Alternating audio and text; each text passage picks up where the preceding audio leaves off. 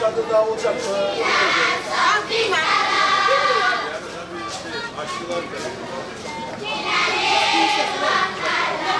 ربنا عليك توكلنا وإليك أنبنا وإليك المصير ربنا لا تجعلنا فتنة للذين كفروا واغفر لنا ربنا إنك أنت العزيز الحكيم. Çok teşekkür ediyor. Bütün yaptıklarınızı Allah razı olsun. Diyor ki bu açılış unutmayacağız asla. أرأيت الذي يكذب بالدين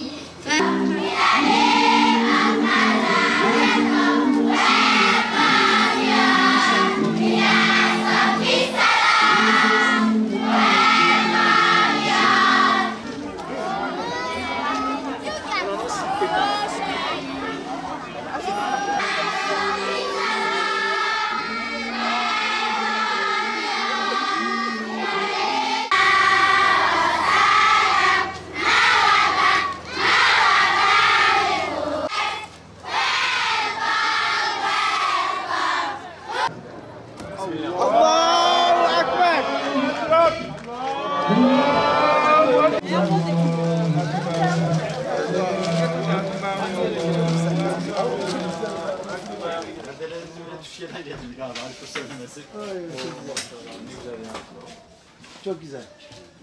Elhamdülillah şey havalandırma yapmanız da çok güzel olmuş abi ya. Onları yani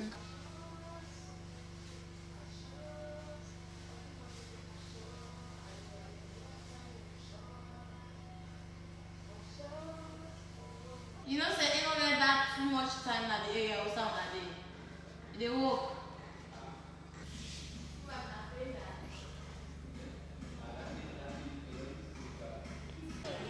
what's your name?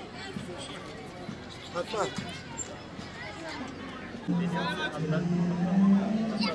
And your name? How is it? It's better. Okay. Okay.